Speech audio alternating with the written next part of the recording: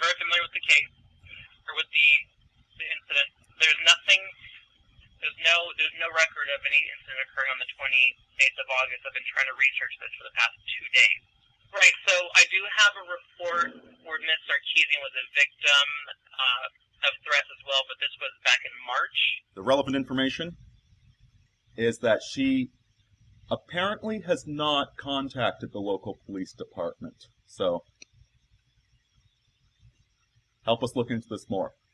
Support our documentary. I'd like to tell you about a very interesting phenomenon called anomaly hunting. Anomaly hunting, the act of combing through as much data as is available and seizing upon any piece of information that doesn't immediately appear to fit with the generally accepted narrative. These small pieces of errant data are framed as being curious and sinister, with the implication that they provide evidence of some sort of conspiracy.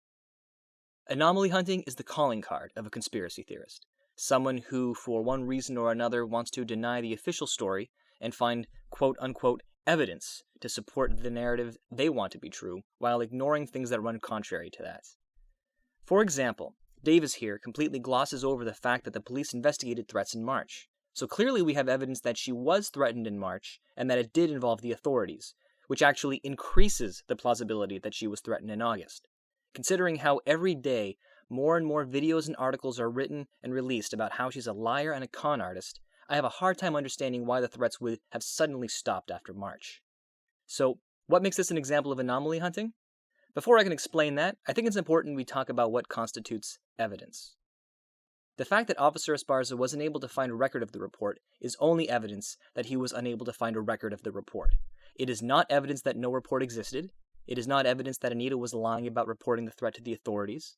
It is not evidence that Anita fabricated the threat.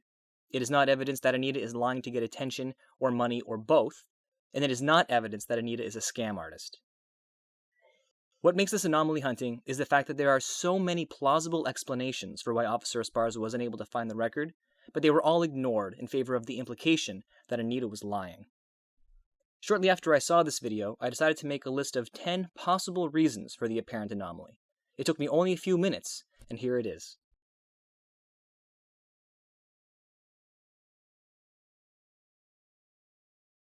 Extremely flimsy support for the belief that Anita was lying was taken from her Twitter feed, where she apparently made direct reference to the police. However, her 2 tweets regarding the threat only said authorities, and her tweets from a week later that did include the word police could easily have been interpreted as meaning she was just talking to the police for advice, but that it was not necessarily associated with her reporting the threat to the authorities. It seemed, at the time, very likely that she had simply contacted the feds and not the San Francisco Police Department, and that later on she spoke to local police for advice. This would easily explain both the apparently missing record and her tweets where she mentions the police. That seemed at the time to be the simplest explanation, the one requiring the fewest assumptions, but I was wrong. The actual explanation for the apparent anomaly, which does in fact require the fewest assumptions, and which wasn't even in my list of 10 possible explanations, is that the San Francisco Police Department was notified, but they handed the case over to the FBI. Here's another example of anomaly hunting. Now, she published an IP address with this which came from England. However, the bizarre thing was that they used the American spelling of colour. Well, that or Anita and cohorts didn't know that the English spell colour with a U. I can't imagine a more insignificant anomaly than a single missing letter. But still, Thunderfoot takes the time to present that as possible evidence that Anita or her cohorts wrote the email themselves, avoiding the much more plausible explanation that the IP could have been spoofed, which is very easy to do, or the person writing the email was in fact American and just happened to be in England at the time, or maybe it was some sort of spell-checking fiasco. Here's some more anomaly hunting. Just like the ordeal with the San Francisco Police Department, there are any number of plausible explanations for these apparent anomalies. However unlikely you might find those explanations, I find it far more unlikely that Anita would knowingly allow tweets to go out that contain both her address and her parents' address. No one in their right mind would put themselves and their family at risk like that. That pause was to make sure you had enough time to come up with your counter-argument, which probably goes something like this. Hey, the addresses are redacted, so maybe the addresses are fake. If that's what you're thinking, then I've just proven my point. There is no reason to believe that the addresses are fake. Think of it this way. The FBI is investigating these threats. If the addresses are fake, then the FBI will suspect something is up. So, if these threats were faked, then either Anita put herself and her family in danger if the addresses are real, or she exposes herself if the addresses are fake. Or, and this might seem shocking, the threats are real and didn't come from her, and these anomalies add up to nothing. The FBI is on this, so you can all drop it. If you really think she's faking threats or scamming the public, then let the FBI handle it. It's kind of their job, and they have infinitely more access and resources than you ever will. So back to the original call to the San Francisco Police Department. After it turned out that there was a reasonable explanation, Davis, the gentleman in the video here, wrote a blog post where he said, "The issue is not whether Miss Sarkeesian fabricated anything, even though the title of that movie is, Did Anita Sarkeesian Fabricate Her Story About Contacting the Authorities? The issue is that game journalism, as well as mainstream journalism, took her at face value and never investigated her claims." Okay, I can explain that. It's because the mainstream and game journalists don't see a conspiracy, whereas you do. There was literally, and I do mean literally, no credible reason to suspect that she was making up the threats or lying about contacting the authorities. She has been harassed and threatened since the day her Kickstarter campaign launched. It is absurd to suggest that she would fabricate something which, if caught, would destroy her credibility and her career, since she has no reason to fabricate something that already exists. However, once the anomaly was uncovered, the mainstream journalists you criticize did look into it, and not only did they solve the apparent mystery, but they also uncovered that the aforementioned threat from March was actually a bomb threat. So with that bomb threat, we have a proven example of someone lying about a threat in an attempt to manipulate 25 prominent members of the video game industry. Yet the focus is still somehow on Anita. This bomb threat doesn't fit into the narrative that Anita is guilty, so it's ignored, even though it shows all the signs of malfeasance that Anita is being accused of. If you really cared about fabricated threats and manipulation in the video game industry, how on earth could you ignore that? And you have the audacity to accuse the mainstream journalists of being biased? To a conspiracy theorist, when one question is answered, two more pop up, and in this case there is no exception. In response to finding out that Anita didn't lie about contacting the authorities, does Davis admit he jumped the gun? No. Instead, he says, "This revelation about the FBI doesn't answer all of our queries. Quite the contrary, it compounds them." No, it doesn't. It all fits. It all makes sense. There's nothing fishy about any of this. But anomaly hunting is too powerful a force for you to overcome. How powerful? Let me illustrate by example. The following is my impression of a conspiracy theorist using anomaly hunting to create a narrative based on speculation rather than facts. If we look at Thunderfoot's monthly YouTube traffic, we can readily see that in February 2013, his monthly views had taken a serious dive, so he needed to come up with a way to drive more traffic to his channel in March. Seeing the positive response to his first anti-feminist video, and knowing that Anita was already a big target online, he decided to start making videos that focus on her, to piggyback on her popularity. Lo and behold, by April, his channel's popularity jumped up again, almost single-handedly because of his Anita video. I mean, let's be honest. It's not like he really cares about video games. In 2010, he said Halo was a PlayStation game. Clean water, the eradication of smallpox, and the PlayStation. Everyone knows that Halo is a Microsoft franchise. You'd have to be particularly ignorant of video games to not know that, especially considering how successful the Halo franchise is, and that it was over 8 years old by that time.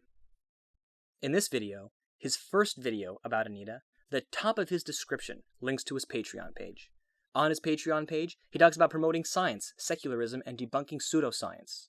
Yet he made no mention of Patreon in his previous video, which was released 5 days earlier, and is about science. Likewise, 3 of his 4 last Patreon videos had nothing to do with science or secularism. So, he only promotes his Patreon in his first and by far most popular video about Anita.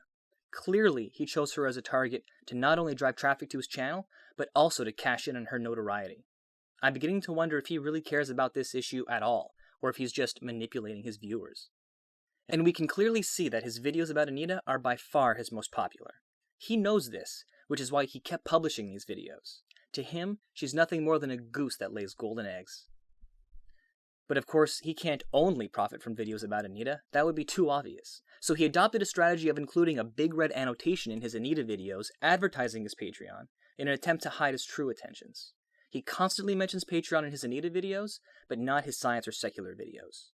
In fact, His anti-Anita videos were making him so much money that he didn't want to stop making them. His followers had to ask him to stop because they were getting sick of hearing about it. It would seem like he had killed the goose that lays the golden eggs. Isn't it suspicious, then, that only 3 days after he said he would be moving on from Anita, his Twitter account was suspended? After 17 months of being almost completely ignored by Anita, and 3 days after he said he would leave her alone, what possible motive would she have to get him suspended? However, Thunderfoot has lots of motive to get himself suspended, so he could justify continuing his profitable tirade against Anita. I mean, he can't even keep his story straight. On September 14th, he told Jordan Owen that he doesn't know why he was suspended. Then on the 16th, he said, Shortlist is Anita Sarkeesian and cohorts. And on the 20th, he said, So I got around to contesting my recent suspension, which I had figured was just triggered by some automated mechanism by some mass flagging campaign or something. Well, which is it, Thunderfoot? Your story is very inconsistent. What's even more curious is that this happened at a time when he was out of the country, busy running experiments. How convenient. That way no one would suspect him. It was a perfect time for him to get himself suspended. On top of that, look at how much he plays the professional victim. Sure, Anita tweeted about death threats, but Thunderfoot created 2 videos about his Twitter suspension, exploiting his victimhood as much as possible. And it worked. Look at how the media has damseled him by coming to his defense. There's even a free Thunderfoot hashtag on Twitter, and as would be expected, it also helped his bottom line. One of the things that has been tweeted the most to try and get me reinstated, and it's a quote from Tyrion Lannister from Game of Thrones, and it goes along the lines that when you rip out a man's tongue, you're really not saying to the rest of the world, this man was a liar. What you're saying to the rest of the world is you were afraid of what this man had to say. As if getting your Twitter account suspended is anything like having your tongue removed. Talk about being dramatic. Oh, and I didn't even mention how in May of last year he said in his Crossing the Line video that you cannot impersonate people with the intent of ruining their reputation. That's fucking messed up. Yet, less than a year earlier, he did almost exactly the same thing. After being kicked off of Freethought blogs and being removed from a private email list, he broke back into the list, which is tantamount to impersonating someone who belongs on the list, and collected private emails for 1 month before being caught. How was he caught? Because he shared some of that private information with others, with the intent of ruining the reputation of Freethought blogs. Thunderfoot will say or do whatever serves him best. He is clearly guided by his own selfish self-interests, and will railroad anyone if he thinks it'll help him. He has a history of doing this with other people, and I see no reason to believe he isn't doing the same thing with Anita. Anita Sarkeesian is personally responsible for getting me suspended on Twitter. Now do you see how easy it is to use anomaly hunting with some ad hominems and connecting different bits of unrelated minutiae to create almost any narrative you want? I don't want to see any comments or follow-up videos explaining how what I just said doesn't prove anything. I know it doesn't prove anything. That's the point. You can see right through it when I use it against Thunderfoot, but when Thunderfoot and others use the exact same techniques against Anita, you somehow find it compelling. You are biased, and I just proved it to you. So now, I'd like you to just consider the possibility that Anita is who she says she is, and that there's nothing mischievous going on, and hopefully you'll see that when you do, this whole thing becomes so much simpler. You are allowed to disagree with her, and that's all there is to it. That's it. There's no need for all this conspiracy and harassment bullshit. It all just boils down to a simple disagreement, and all this hate is completely misguided. She's not playing the victim. You've all made her a victim by targeting her like this, and she's right to talk about it because she's done nothing wrong. And what you are doing to her is an affront to civilized society and the real open marketplace of ideas. When I look around, the only people I see who are doing anything immoral are those who are perpetuating the idea that Anita is somehow a scam artist, liar, or some kind of professional victim. You have no evidence to support those claims, but it gets bounced around your echo chamber so much you've convinced yourself that it's true. Luckily, she has the conviction and strength to keep going, unlike many before her. What you and many members of your community are doing is trying to harass someone into silence, and I find that despicable. Yes, it is harassment. You might not be sending her inappropriate emails or tweets directly, but that doesn't mean it's not harassment. I don't care about Zoe Quinn. All right, she has such a non-story. And, you know, for the most part, so is Sarkeesian. She's just this manipulative woman trying to scam money by pretending that she's a feminist. Trying. She's the most successful scam artist in gaming. Trying, bloody hell. She is the queen. Just look at this tweet where someone makes an accusation against you. You didn't like what she said, so your response was to threaten legal action. It looks like you can dish it out, but you can't take it. This has been carefully crafted. Crafted like an artist. It's also incorrect and is showing time and time again, not just because she still has a donation button and is doing paid talks on campuses that we can absolutely show are paid. It's that this was done not for the betterment of anything other than her wallet. Which means this is a, say it with me, con. So what do we call an artist who puts on a con? A con artist. There's as much evidence to support the assertion that Anita is a con artist as there is to support the assertion that this guy is the Unabomber. Just because she said she wasn't a fan of violent video games in 2010 doesn't mean she's not a gamer or a fan of other types of video games. She's also expressed a love for board games, tabletop games, and arcade games. People go through phases, and even if she wasn't a fan of video games in 2010, that doesn't mean that she was never a fan before or since. In May 2010, she attended the first ever Canadian Video Game Awards. Strange thing for someone to do who isn't a fan of video games. She noticed many sexist trends during the event and spoke about them in her blog post. 2 years later, she launched her Kickstarter. And you want to tell me she did it all for money, when we clearly have an example of her speaking out against sexism in video games from way back in 2010? She may not be your kind of gamer, but she definitely believes in what she says, and not being a gamer does not make her a con artist. At worst, she exaggerated, and that's something almost everyone does on Kickstarter. The Coolest Cooler is the most funded project in Kickstarter history, but he also exaggerated in his video. Does that make him a con artist? But how many hours of your life have you lost looking for a bottle opener? If you were to go out today and buy all the gear we packed into the Coolest, it would cost over $500. So why haven't cooler designs changed in almost 50 years?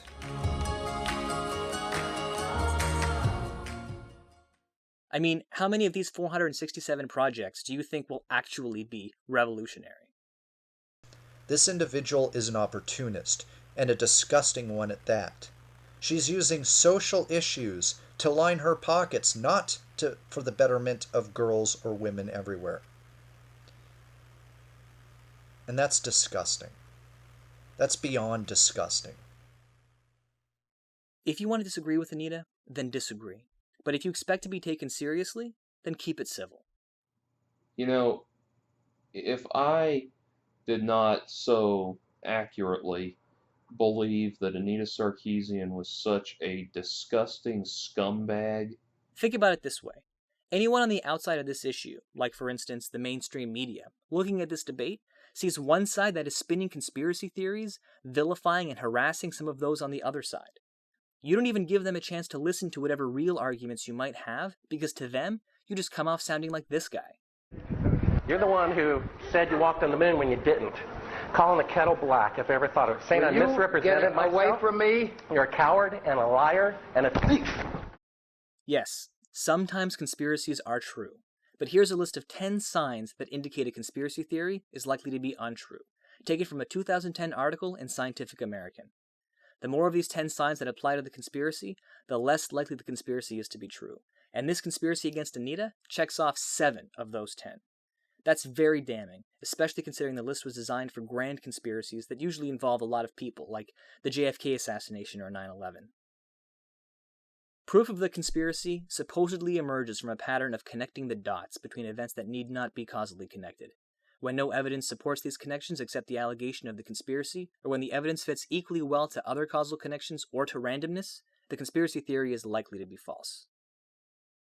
I know what you're doing. I know what you and John Boy are doing. Whenever any of this controversy is raised, you respond without responding to it.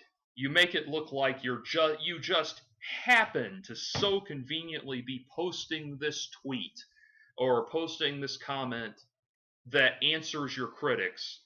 You just so conveniently are doing it at the perfect time. She releases this story the same day or the day afterwards about how she is now so bullied online.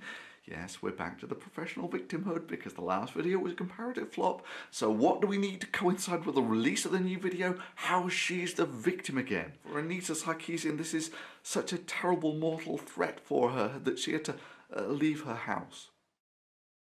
The agents behind the pattern of the conspiracy would need nearly superhuman power to pull it off.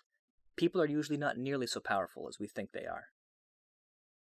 If she did fabricate the threats against herself and her family, then how do you think she plans on getting away with it now that the FBI is investigating? You'd have to believe that she's some kind of supervillain. Not to mention, all of her tweets for donations are for her non-profit charity, which explicitly states that no private individual is allowed to benefit. Believing that she is somehow going to siphon all of her ill-gotten cash through a charity, the kind of charity that is heavily scrutinized because it allows for tax-deductible donations, means she'll have to somehow fool not only the IRS, but also the public at large, because the financials for her charity will be made public. The conspiracy encompasses a grand ambition for control over a nation, economy, or political system. Many of them want more than women on both sides of the video screen. They want the male video game culture to die.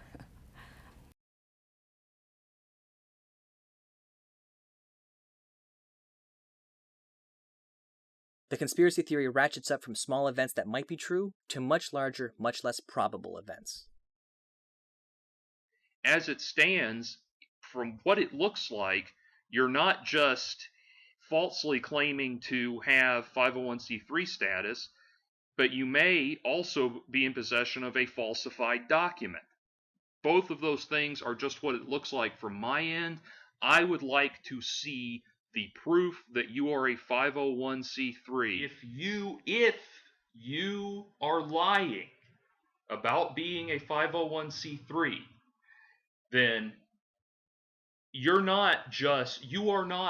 what you're doing there is not challenging the patriarchy. You're not challenging the boys club. You're not doing anything except defrauding the government. And they will come and put you in jail if you are fucking them in the manner that it is possible you may be fucking them.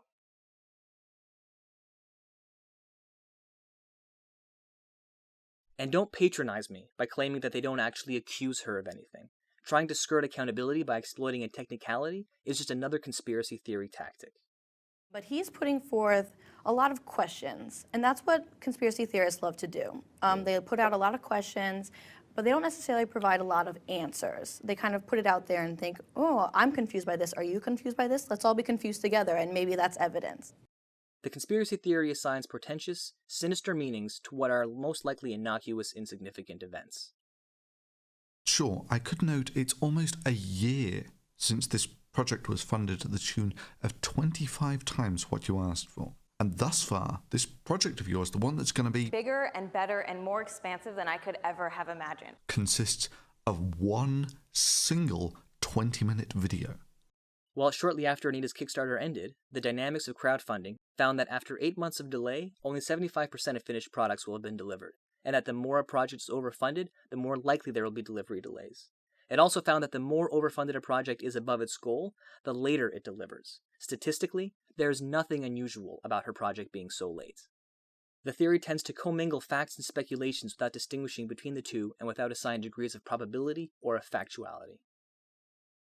Fact. She talks about the threats and harassment she receives. Speculation. She's damseling for dollars. Yes, while her Kickstarter was still accepting backers, she talked about the threats and harassment. Then, once the Kickstarter ended, she continued talking about the threats and harassment. In fact, she never stopped talking about them. She talked about it on Twitter, at conferences, in interviews both online and on TV. However, during all that time, I never once heard her talk about how people could give her money. She never mentions it in her videos or her video descriptions. In fact, if we look at her Twitter history, after her Kickstarter ended, she tweeted multiple times about donating to other people and other causes, and didn't once mention donating to Feminist Frequency until June 2014, 2 years later, when it became a non-profit charity. Since then, she has promoted her charity, which is understandable because donations are now tax deductible. So, She talks about harassment for 2 years, doesn't once mention donations, then as soon as she does mention donating, for a legitimate reason, she's damseling for dollars. Give me a break. She also has never had fundraisers, nor has she created a video with the express purpose of soliciting donations. But we can't do it without your help. So please, right now, during this fundraiser, pitch in $1, $10, $100, $1,000, any amount that you can afford. Unlike her charity, which has to publish its financials, donations to A Voice for Men go directly to Paul Elam or his limited liability corporation, with no accountability or transparency. Now, I'm not trying to prove that she's not damseling for dollars. I'm trying to illustrate that there is no reason to even presume that she is, and the burden of proof is on those who want to make these kinds of accusations when they have no evidence beyond speculation. The conspiracy theorist refuses to consider alternative explanations, rejecting all disconfirming evidence and blatantly seeking only confirmatory evidence to support what he or she has a priori determined to be the truth. Pretty much everything I've pointed out so far in this video is an example of refusing or ignoring alternate explanations or disconfirming evidence. If you want to claim that Anita is a scam artist, professional victim, or has fabricated any part of her story, then you need evidence, not speculation, not anomaly hunting, not connecting the dots, actual evidence. And so far, I have seen none. Please keep in mind that I am not trying to prove that these speculations are false. I am simply trying to debunk the conspiracy by pointing out its many, many flaws. Anyone is free to make accusations, but if you expect us to believe you, then you have to back them up with more than just conjecture.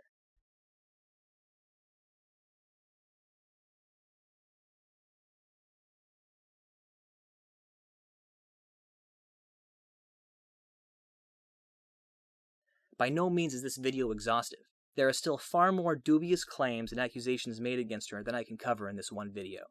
But when you make an accusation, or hear someone else do it, stop and think about the kind of evidence they're using to support that claim. Compare their evidence to this list, and hopefully you'll see that there's a difference between evidence and conspiracy mongering. Now, I can understand. You feel marginalized by a large part of the community, and you're upset. Maybe now you understand how it feels for Anita and many other women who are trying to bring attention to an issue they believe in.